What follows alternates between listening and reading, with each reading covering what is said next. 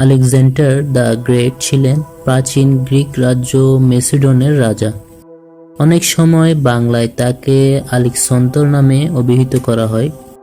356 খ্রিস্টপূর্বাব্দে মাত্র 20 বছর বয়সে তিনি তার পিতা দ্বিতীয় ফিলিপের স্থলাভিষিক্ত হন এবং তার শাসনকালের অধিকাংশ সময় পশ্চিম এশিয়া ও উত্তর পূর্ব আফ্রিকা জুড়ে দীর্ঘ সামরিক অভিযান পরিচালনা অতিবাহিত করেন। 20 বছর বয়সের মধ্যে তিনি মিশর থেকে উত্তর পশ্চিম ভারত পর্যন্ত প্রাচীন বিশ্বের বৃহত্তম সাম্রাজ্যগুলোর মধ্যে অন্যতম একটি প্রতিষ্ঠা করেন। তার লড়া সবগুলো লড়াইয়ে তিনি অপরাজিত ছিলেন এবং তাকে ইতিহাসের অন্যতম সেরা ও সফল সেনানায়ক বিবেচনা করা হয়। ইতিহাসের অধ্যায়ের এই ভিডিওটিতে ইতিহাস বিখ্যাত সেনানায়ক আলেকজান্ডার দ্য গ্রেটের জীবনী আপনাদের সামনে তুলে ধরা হবে। আলেকজান্ডার 356 খ্রিস্টপূর্বাব্দে 21শে জুলাই মেসিডন রাজ্যের পোলা নামক স্থানে জন্মগ্রহণ করেন। তিনি মেসিডনের রাজা দ্বিতীয় ফিলিপ ও তার চতুর্থ স্ত্রী অলিম্পিয়াসের পুত্র ছিলেন। দ্বিতীয় ফিলিপের 7 বা 8 জন পত্নী থাকলেও আলেকজান্ডারের জন্মদাত্রী হওয়ার কারণে অলিম্পিয়াস ফিলিপের প্রধান পত্নী ছিলেন। শৈশবে আলেকজান্ডারকে লানিকে নামক একজন সেবা ভ্রাতৃ পালন করেন। পরে অলিম্পিয়াসের আত্মীয় লিওনাদাস এবং ফিলিপের সেনাপতি লিসিমাকুস শিক্ষা প্রদান করেন। অন্যান্য সম্ভ্রান্ত মেসিডোনীয় কিশোরদের মতোই তাকে পড়া, যুদ্ধ করা, শিকার করা প্রভৃতি বিষয়ে শিক্ষা প্রদান করা হয়। 13 বছর বয়স হলেও দ্বিতীয় ফিলিপ আলেকজান্ডারের শিক্ষার জন্য আইসোক্রাতিস ও স্পিউসিপাস নামক 2 জন গ্রিক শিক্ষাবিদকে গণ্য করে, কিন্তু তারা এই কাজে অস্বীকৃতি হন। অবশেষে দ্বিতীয় ফিলিপ গ্রিক দার্শনিক অ্যারিস্টটলকে আলেকজান্ডারের শিক্ষক হিসেবে নিযুক্ত করেন এবং মিয়েজার মন্দিরকে শিক্ষাকক্ষ হিসেবে প্রদান করেন।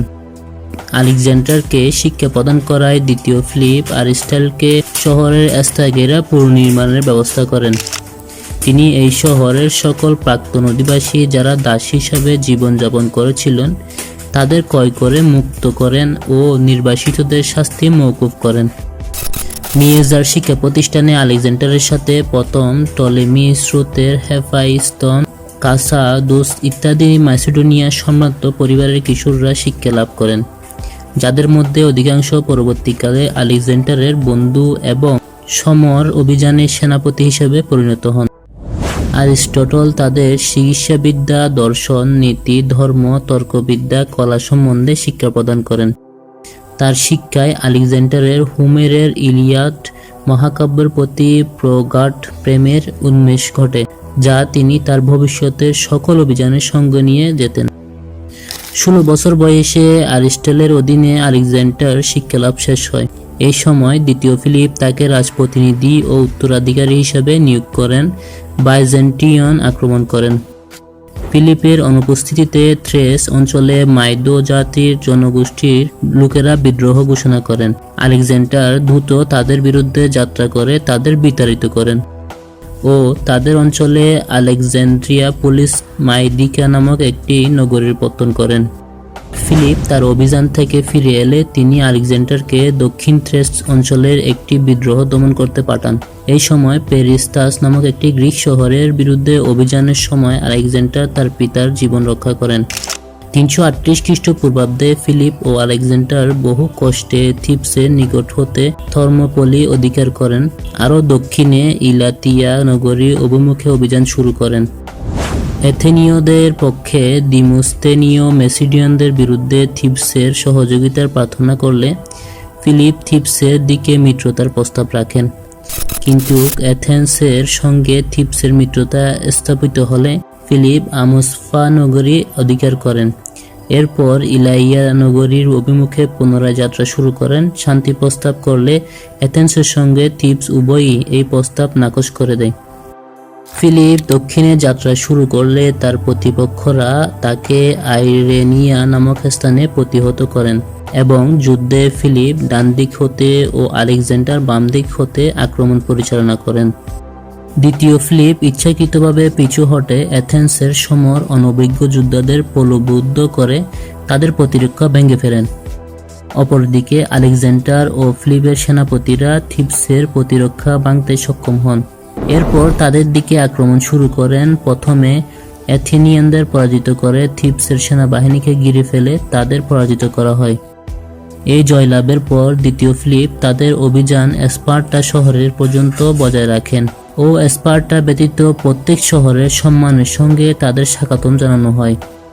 করিন্থ শহরে দ্বিতীয় ফিলিপ স্পার্টা ব্যতীত প্রত্যেক গ্রিক শহরের সঙ্গে একটি স্বর্গীয় মিত্র প্রতিষ্ঠা করেন, যার ফলে তাকে এই মিত্র গোষ্ঠীর প্রধান সেনাপতি হিসেবে গণ্য করা হয়। 336 খ্রিস্টপূর্বাব্দে এপাইরাসের রাজা প্রথম আলেকজান্ডারের সাথে নিজ কন্যা ক্লিওপাত্রার বিবাহের সময় দ্বিতীয় ফিলিপ তার দেহরক্ষীদের প্রধান পাউসানিয়াসের হস্তে খুন হন। পালানোর সময় পাউসানিয়াসকে হত্যা করা হয়।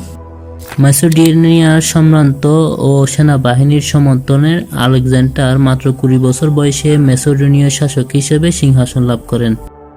আলেকজান্ডার সিংহাসন লাভ করে তার সম্ভাব্য শত্রুদের সরিয়ে দিতে শুরু করেন। তিনি প্রথমে ম্যাসেডোনীয় পূর্বতন রাজা চতুর্থ আনুমতাসকে হত্যা করেন।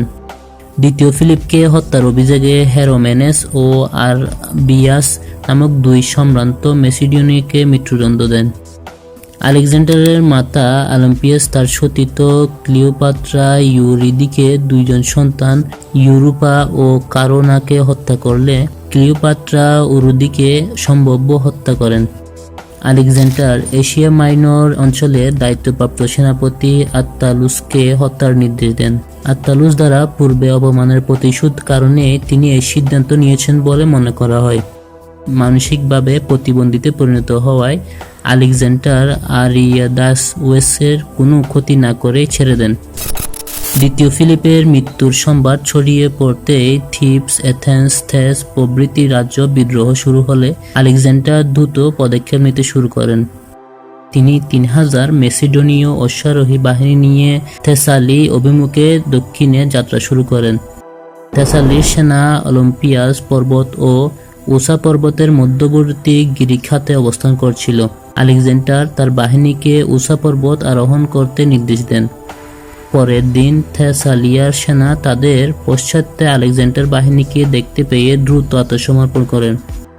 আলেকজান্ডারের বাহিনী দ্রুত পেলোপোনেসের দক্ষিণাত্র অভিমুখে যাত্রা করেন। থার্মোপালিস শহর তাকে স্বর্গীয় মৈত্র সংঘের নেতা হিসেবে গ্রহণ করা হয়। এরপর তিনি করিন্থর অভিমুখে যাত্রা করলে এথেন্স শান্তির জন্য আবেদন করেন এবং আলেকজান্ডার বিদ্রোহীদের ক্ষমা করেন। এই শহরের দার্শনিক ডায়োজেনিসের সঙ্গে তার বিখ্যাত আলাপটি ঘটে। এই শহরে তাকে পারস্যের বিরুদ্ধে যুদ্ধের সর্বাধিনায়ক হিসেবে ঘোষণা করা হয়। আলেকজান্ডার 335 থেকে 326 খ্রিস্টপূর্ব পর্যন্ত তার লাগাতার অভিযানে পারস্য, লেভান্টা ও সিরিয়া, আফ্রিকা, ব্যাবিলন, ভারত এই সব অঞ্চল নিজের শাসন অধীনে নিয়ে আসেন। এইসব অভিযান থেকে ফেরার পথে আলেকজান্ডার একটি অনুষ্ঠানে অতিরিক্ত মদ্যপানের কারণে 10 দিন অসুস্থ থাকার পর খ্রিস্টপূর্ব 323 সালে জুলাই মাসের 11 তারিখে 32 বছর বয়সে ব্যাবিলনের দ্বিতীয় নেবুকাদনেজারের প্রাসাদে মৃত্যুবরণ করেন। এইভাবেই অল্প বয়সে ইতিহাস গড়ে মৃত্যুবরণ করেন বিশ্ববিখ্যাত আলেকজান্ডার দ্য গ্রেট। ইতিহাসের অধ্যায়ের এই ভিডিওটি যদি আপনাদের ভালো লেগে থাকে তাহলে চ্যানেলটি সাবস্ক্রাইব করে পাশে থাকার অনুরোধ রইল।